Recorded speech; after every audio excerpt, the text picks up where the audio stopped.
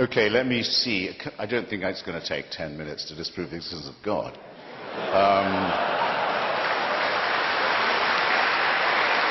With every 72 virgins that they get in paradise, they also get 72 mothers-in-law. So perhaps He's making a joke. Perhaps in the end, It is a totalitarian belief. It is the wish to be a slave. It is the desire that there be an unalterable, unchallengeable, tyrannical authority who can convict you of thought crime while you are asleep, who can subject you, who must indeed subject you, to a total surveillance around the clock, every waking and sleeping minute of your life, I say of your life, before you're born, and, even worse, and where the real fun begins, after you're dead. A celestial North Korea. Who wants this to be true? Who but a slave desires such a ghastly fate?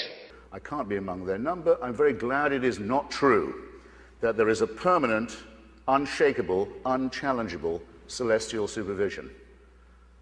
A divine North Korea in which no privacy, no liberty is possible from the moment of conception, not just till the moment of death, but until well after.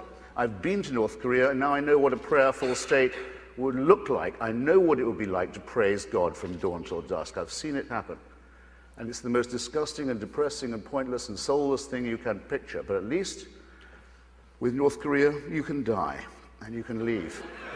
Christopher, I'm not sure if you believe in heaven, but if you do you think Jerry Falwell is in it? No, and I think it's a pity there isn't a hell for him to go to. What is it about him that brings up such vitriol?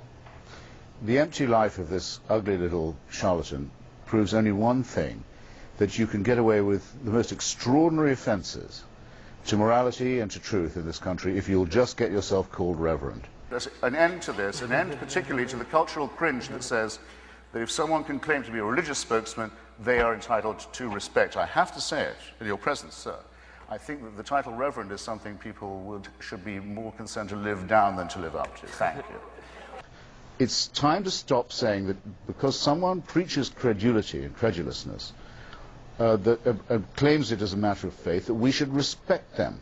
The whole life of Falwell shows this is an actual danger to democracy, to culture, to civilization. When my children were young, I'd have been proud to have Stephen as their babysitter, and I'd told them they were lucky. And if anyone came to my door as a babysitter wearing holy orders, I'd call first a cab and then the police. I don't think I sound self-pitying if I say that I'm offended that a cartoonist in a tiny democratic country in Scandinavia, Denmark, can't do his job without a death threat, and that no American magazine or newspaper would reprint those cartoons, either to elucidate the question or in solidarity. I'm offended that civil society in Iraq is being destroyed, leveled by the parties of God. I'm offended that people in this country believe that they have the right to advocate the teaching of garbage to children under the fatuous name of intelligent design. I believe that we're... I thought you'd never clap. Just as I believe that where religion ends, philosophy begins, where alchemy ends, chemistry begins, where astrology ends, astronomy begins, and now whether people will say, well, let's give equal time to astrology in the schools, it's nonsense, dangerous and sinister nonsense. The Pope says, AIDS may be bad, but condoms are much worse. What kind of moral teaching is this? And how many people are going to die for such dogma? You see what I mean? The most Catholic country in Africa, where priests and nuns and bishops are on trial for inciting from their pulpits and on the church's radio stations and newspapers the massacre of their brothers and sisters. Staying in Africa, I think it will one day be admitted with shame that it might have been in error to say that AIDS is bad as a disease, very bad, but not quite as bad as condoms are bad, or not as immoral in the same way. I say it in the presence of His grace, and I say it to His face. The preachings of His church are responsible for the death and suffering and misery of millions of His brother and sister Africans, and He should apologize for it. He should show some shame. people like that should be out in the street shouting and hollering with a cardboard sign and selling pencils from a cup. The whole consideration of this horrible little person is offensive to very, very many of us who have some regard for truth and for morality, and who think that ethics do not require that lies be told to children by evil old men. In the Jubilee Millennium year of 2000, the Vatican spokesman, Bishop Piero Marini, said, explaining a whole sermon of apology given by His Holiness the Pope, given the number of sins we've committed in the course of 20 centuries, reference to them must necessarily be rather summary. Well, I think Bishop Marini had that just about right. I'll have to be summary too. His Holiness on that occasion, it was March the 12th, 2000, if you wish to look it up, begged forgiveness for, among some other things, the Crusades, the Inquisition, the persecution of the Jewish people, injustice towards women, that's half the human race right there, and the forced conversion of indigenous peoples, especially in South America, the African slave trade, the admission that Galileo was right, and for silence during Hitler's final solution, or Shoah. And it doesn't end there. There are smaller but significant, equally significant, avowals of a very bad conscience. These have included regret for the rape and the torture of orphans and other children in church-run schools in almost every country on earth, from Ireland to Australia. How dare they talk to children like this? How dare they raise money from credulous people on their huckster-like Elmer Gantry radio stations and fly around in private jets as he did, giggling and sniggering all the time at what he was getting away with. Do you get an idea now of what I mean to say? Yeah, no, I think you're making yourself very clear. Joseph Ratzinger, the current Pope, considered by some, by Catholics, to be the Vicar of Christ on earth, in his comment, one of the few he's made, on the institutionalization of rape and torture and maltreatment of children in Catholic institutions, he has said, it's a very severe crisis which involves us, he said, in the following: in the need for applying to these victims the most loving pastoral care. Well, I'm sorry, they've already had that. And to say that this is the responsibility laid upon you by the horrific admission that you've already had to make is not accepting responsibility in any adult sense. I would describe Mother Teresa as a fraud, a fanatic, and a fundamentalist. I'm sorry to have to begin by disagreeing with His Grace. If you're going to be a serious grown-up person and appear to defend the Catholic Church in public in front of an educated and literate audience, you simply have to start by making a great number of heartfelt apologies and requests for contrition and forgiveness. Christopher Hitchens is to the Catholic Church and Mother Teresa what Michael Moore is to a ham sandwich. Relentless, unstoppable, and without fear. This is disgraceful, it's inhuman, it's obscene, and it comes from a clutch of hysterical, sinister virgins who've already betrayed their charge in the children of their own church. For shame, for shame. You went to Calcutta, you had a 50% chance of running into her, maybe. Much more likely you'd find her with Nancy Reagan or Princess Diana, off in some foreign capital, beating the bushes and posing for pictures, or even worse than that, with real crooks and exploiters and robbers of the poor, such as the Duvalier family in Haiti. Wait, not the same Duvalier family that raped and pillaged the Haitian countryside, terrorizing everyone under their iron-fisted rule? She wasn't in the least bit interested in alleviating poverty. I would say it was a certainty that millions of people died because of her work, and millions more were made poorer, stupider, more sick, more diseased, more fearful, and more ignorant. She was corrupt, nasty, cynical, and cruel. Do you regret any of the targets you chose? Like, I mean, who needs to attack Mother Teresa? It was very important to attack Mother Teresa. Why? Well, for the same reason that people admire her, which is you have to care about the millions of people who are stricken by millennial poverty. I mean, poverty of the sort that's almost impossible to escape from. That was her pretended concern. Now, as it happens, it wasn't her fault. I'll put it, no, by no means. Well, you say that, but... it wasn't her fault that people were in poverty. Not in the first place. But as it happens, I could go on at length about this, but summarized it in one statement, which I think is pretty hard to refute. The best known cure for poverty we've come up with is something called the empowerment of women. If you give women control over their cycle of reproduction, you don't keep them chained to an animal cycle of annual pregnancy and so forth, and you give them, if you can add to that by throwing in a handful of seeds or some credit, you'll have done very well.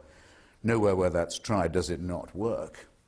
You'll see, in an instant, Mother Teresa spent her entire life campaigning against that. She thought that contraception and abortion were morally equivalent and that abortion was murder. Now, that's not what Calcutta needs, and I think her teachings and preachings were actually counter to the cause that she's supposed to represent. So I thought it was very important to point that out. There are things that a normal, morally normal, even if they're morally average or mediocre person, would not, unprompted, do. For example, hold down their daughter at the age of 6, tear off her underwear, and cut her genitalia with a sharp stone. They wouldn't do that if they didn't think God was telling them to do it, or the mullahs, or if it's a boy, the rabbis weren't telling them to do. One of the reasons why I have the lurid subtitle I do of my book, Religion is a Poison, is that it makes ordinary moral people, compels them, forces them, in some cases orders them, to do disgusting, wicked, unforgivable things. There's no expiation for the generations of misery and suffering that religion has inflicted in this way and continues to inflict, and I still haven't heard enough apology for it. Now let's take a case of someone who's been dealt a bad hand. What about Fräulein Freisel in Austria, whose father, unwilling to get out of the way, kept her in a dungeon where she didn't see daylight for 24 years and came down most nights to rape and to sodomize her, often in front of the children who were the victims of the previous attacks and offenses. And it's only purely by accident that Herr Freisel is now in custody.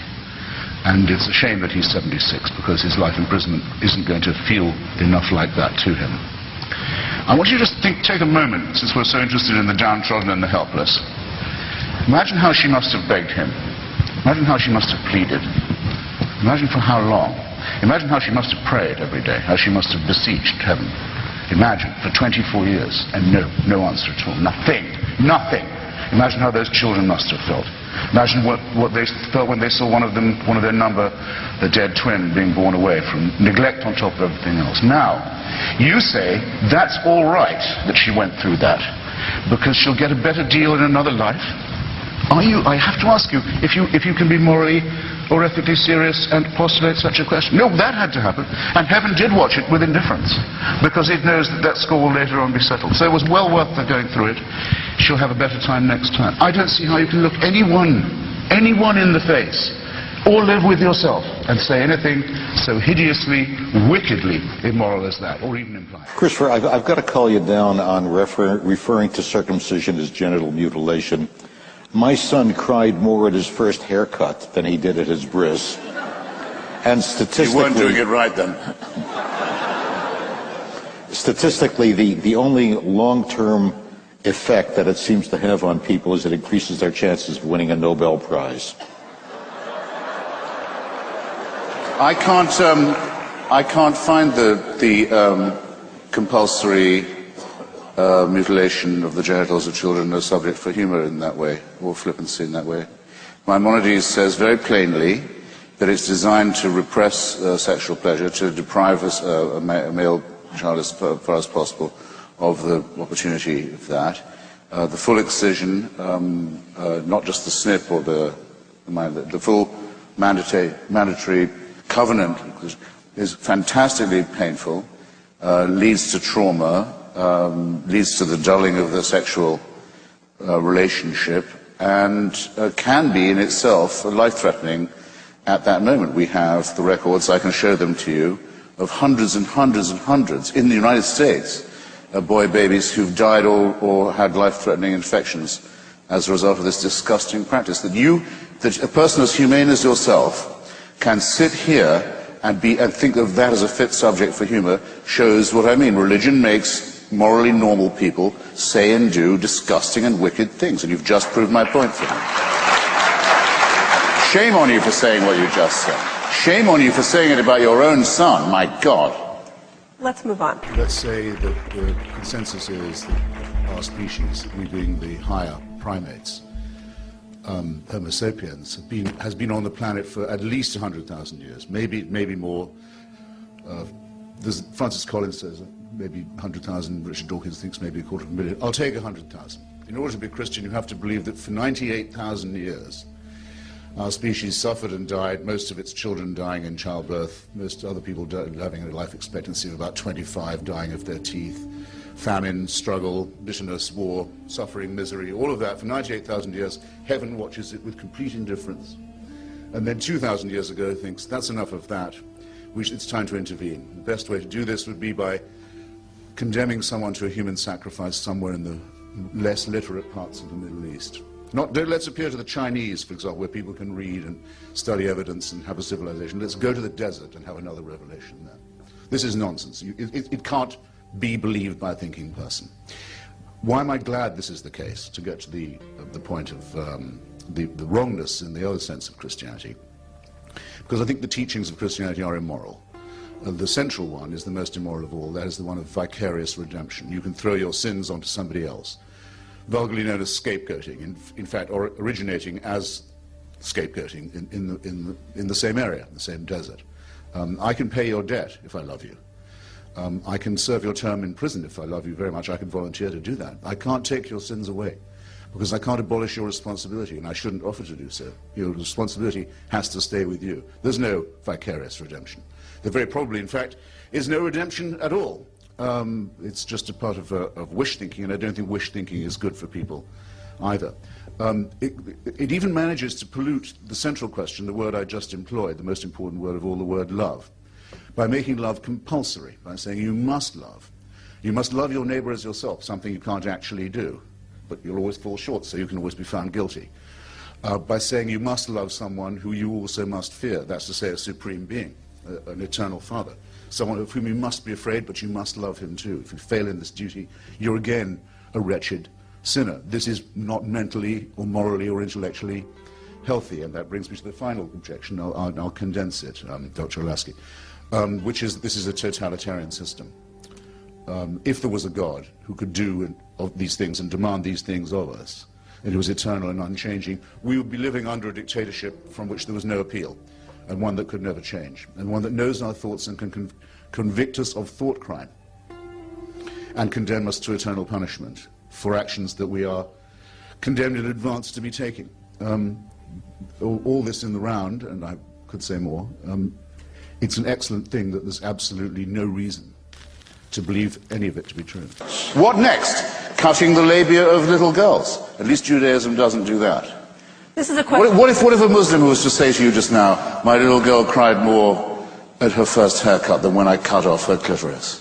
What would you think of me if I was to say such a disgusting thing? Well, remember, we are not talking about detail here.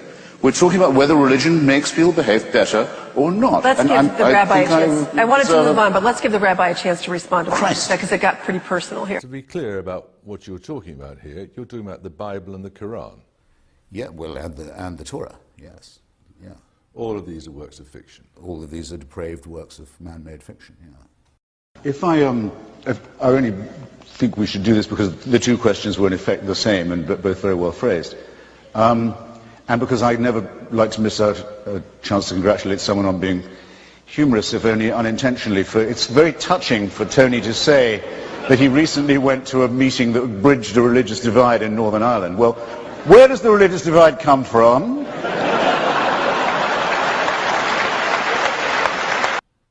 Oh, well, I think mockery of religion is one of the most essential things, because to demystify supposedly holy texts that are dictated by God and show that they are man-made, what you have to show their internal inconsistencies and absurdities. And one of the beginnings of human emancipation is the ability to laugh at authority. It's an indispensable thing.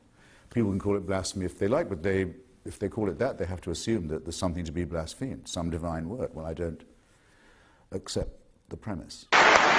400 years and more in my own country of birth, of people killing each other's children, depending on what kind of Christian they were, and sending each other's children in rhetoric to hell, and making Northern Ireland the place the most remarkable in Northern Europe for unemployment, for ignorance, for poverty, and for, I would say, stupidity too. And for them now to say, maybe we might consider breaching this gap, well, I should bloody well think so.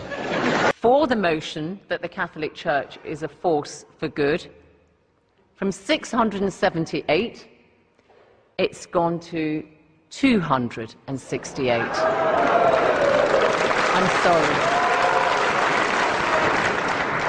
I'm sorry. Against the motion, it's now 1,876.